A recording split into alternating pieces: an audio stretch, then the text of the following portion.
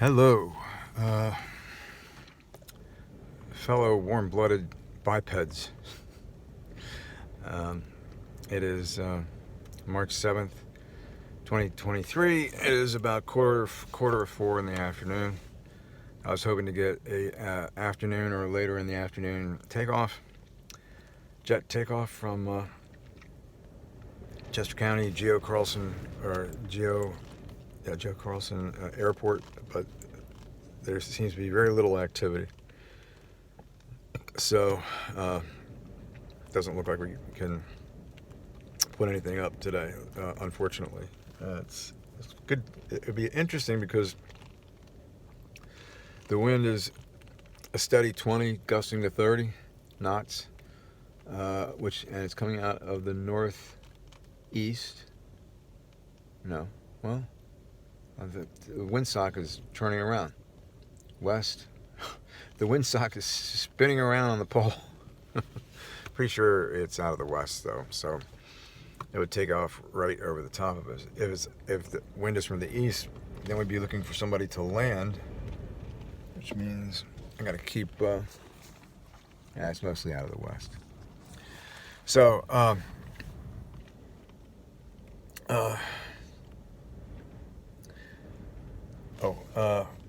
I wanted to talk about.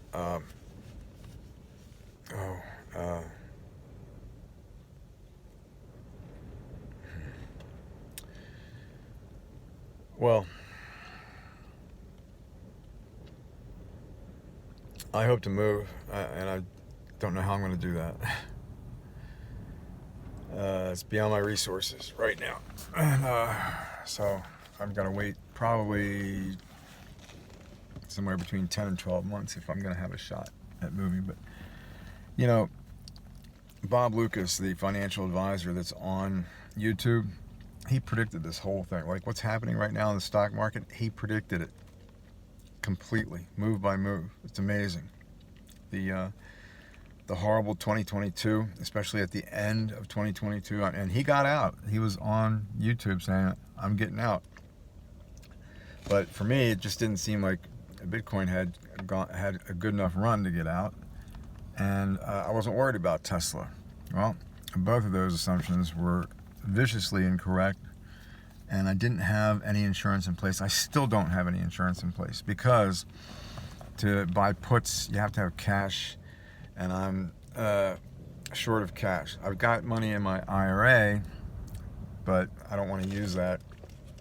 Well, I can't buy options with it. They don't allow you to buy options or any of those derivative type risky things. But to me, the greater risk now is not protecting yourself from a crazy downturn. So I've got to look into that again tonight.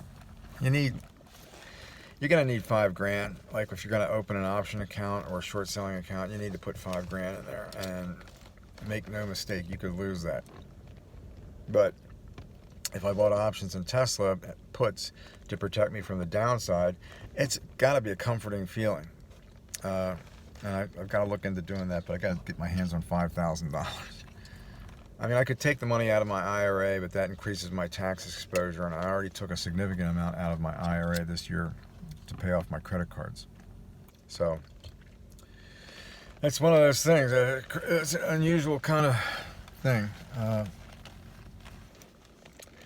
It looks like 2023 might be a really bad year in the financial markets, and that's where I am. And you know, the whole thing about as you get older, like I am, that you should not take as many risks. But whether I take the risk or not, if I take the risk and win, then I got a good chance of getting out of where I live and living in a nice place in a nice area. If I take the risk and I lose, then I'm stuck where I live. So it's a win or lose situation, if that makes any sense to you. If I lose, let's say I take the risk. Let's say I've got a lot of money invested. When I say a lot, that's relatively speaking, okay? A good part of my wealth, good portion of my wealth is invested in Tesla and Bitcoin, and probably most of it. I also have a few other things, you know. I have some things, but that's where most of my money is. And since like August, September 2022, I just never expected Tesla to crash the way it did. It just blows my mind. And the price of that stock is struggling now through dishonest creation of fear. There's really, and I understand, people don't, but Tesla has an average trading volume of over 120 million shares a day. And so I don't understand. Are people just like going back and forth in and out of the stock? I mean, and like it's just come down. It was like right around 200 a share. Now it's down like $1.89, $1.90. But that's happened like 3 or 4 times in the past 4 months. And that can only mean that people are selling it and then getting back in, selling it and getting back in. Like they don't know what to do. Like they sell it, they feel good, but now they're afraid of missing out, so they buy back in. And then they see how volatile it is, and they get out. And then they see how all the positive catalysts, like and the one that there's several that really are mind blowing. But the immediate one that's going into effect right now, like full self driving, who knows when that's going to be ready? I mean, I think it's really good. It's safer than any other people I see, any other kind of driving I see on the highway. That should be approved right away, but. People don't like helping somebody like Elon Musk. They want to take him down, so their name can be in lights. It's sick. It is sick what the opponents to Elon Musk are pulling off. Now it's just, to me, it's really sick. But of immediate benefit to the company, and the bottom line are the megapacks, the energy storage products. Megapacks specifically, power walls as well. And finally, this year, the money's going to be coming in strong on those products. So whatever softness that they might see in the automotive sector, which even if it gets bad, they are stealing the lunch of all the other legacy competitors. Even though the overall sales of cars is declining, they are still growing, and they're in good shape. I know they're in good shape. It's just that, anyway, second guessing is never good. It's never good. You learn, then you move on. So that's a good lesson from life. Some people don't learn, though, like yours truly.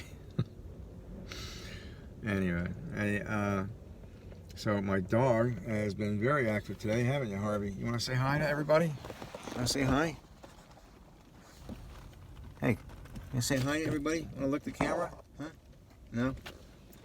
Yeah, it gives you the impression that he doesn't like being in the crate when he's in the car. And then I'll take him out of the crate, and we're just sitting in the car, and he freaks out. It's a strange deal. So he's got to stay in there when we're in the car. It is an incredibly beautiful Cavu day. A lot of wind. When there's this much wind, it's going to be Cavu. Because the wind blows everything out, but it really is Cavu today. I don't see any clouds. I'm looking all around. Usually you see a wisp or two somewhere. Not today. And there goes a FedEx truck. Can you see him? You see the FedEx truck? Oh, okay. So, what happened to my nose? I know it happened. Something happened. Either I got bit by an insect, or I had a skin pore clog up on me there. Maybe, I don't know. It looks like I've been drinking, doesn't it? I got the looks, but I don't have the enjoyment or the pleasure of drinking. So, what good is that? And St. Patrick's Day. What's today? 7th. So we got 10 days. What is that? Is that 19? Oh, it's a Friday. Oh, that's trouble. St. Patrick's Day on a Friday. Happy hours start like at noon.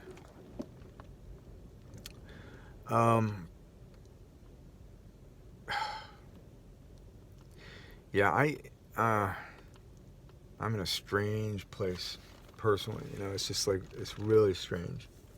I love being retired. At the same time, it's important that you don't lose meaning, and you don't lose purpose or meaning in your life, even when you're retired. And I get that. And there's some things I want to do. It's just that maybe I'm too lazy. Maybe I'm too Irish. They go hand in hand. When I was in Ireland, I was there for about 6 weeks, a very long time ago, and I was not impressed with. There wasn't any kind of work ethic, really, in the city of Cork. I met an American entrepreneur there that had owned a hotel, and the elevator broke, and he couldn't get anybody to come and fix it for weeks and weeks. Well, if you're a hotel, that elevator's got to work because you got people with luggage that have to go upstairs, and he didn't like it there. He didn't like it. I guess Ireland is laid back. It's strange. They do not import beef. That's a strict rule. I'm not sure that it's changed, but the importation of beef for a very long time was illegal. So if you had a bunch of land and cows on the land, not only did you not have to pay any taxes, you were safe from the competition from abroad. So that's the Irish for you. So St. Patrick's Day, man, you're supposed to go out and look for leprechauns and pots of gold.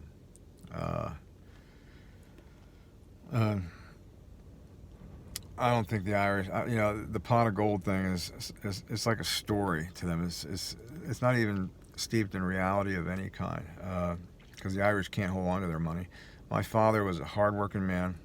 He was a brush salesman for in excess of 25 years, and successful at it too, because he worked at it, and he formed relationships and got along with people pretty well that way. Once he made the money, he couldn't hold on to it. Either gambled it away or, gave it to my mother and she went out and spent it on nothing, baloney, BS. And so at the end, he was really struggling for money. And he ended up borrowing $75,000 from his employer against the value of his house. And so that kind of leveraged him, and so when he needed more money for a car, the car especially was a problem. The car is always a problem in our household, man. I can remember. And the cars have been a problem. That's why I'm invested in Tesla. I think they solved that problem. I do. I really believe that. I like the car that I have. It's a Toyota 2005 Solara. It's a big car. It's a 2-door Camry, but it's a big car. And they solve some important problems. The air conditioning, even though it has 180,000 miles on it, the air conditioning blows like it's a brand new car. It's incredible. It's really something. But still, I had to put $1,300 into the emergency brake last week. That wouldn't happen with a Tesla. The way their braking system is set up, that would never, ever happen. That repairable. How many repair bills does anybody have? You think about all the moving parts in a car, the cooling system, the transmission. I know a guy that's gone through 3 transmissions on a Jeep Cherokee, I think it is, and I'm like, why? He said, well, I couldn't afford a new car, so I had to pay for the transmission. He's on his 3rd engine too, so 3 engines, 3 transmissions. That'll never happen with a Tesla because they don't have an engine, and they don't have a transmission, and they don't have a cooling system. They don't have any of that. They don't have muffler and exhaust that fall apart and it's going to cost you $3,000 to put a new exhaust system on your car. They don't have that because they don't burn any fuel. They don't have piston rings. They don't have like crankshafts and valves and alternate air intakes and air intake sensors that go. I mean, they don't have any of that stuff. It's simplicity and great performance, enjoyable ride. They're faster than any internal combustion engine car. By far, they're faster because the torque in an electric car is instant. On a regular car, the torque, you have to get up to like somewhere between 40 and 60 miles an hour to hit peak torque. I mean, there's so many advantages. The moving parts, it's something like 50 to 1. 50 moving parts to every 1, 50 moving parts in every regular car to 1 in Tesla. And that ratio is increasing. It is. They're doing it right. It's just that I can't afford one. There's always something, right? That's okay. Anyway, I hope you guys are having a great day. It's crazy weather here, and it is chilly. It's really cold today, which is good for March, early March. I thought for sure we'd see more air traffic here today, but there is not any whatsoever. So I'm going to let you go, and I hope you have a great day, and we'll check back in again with you tomorrow. Peace.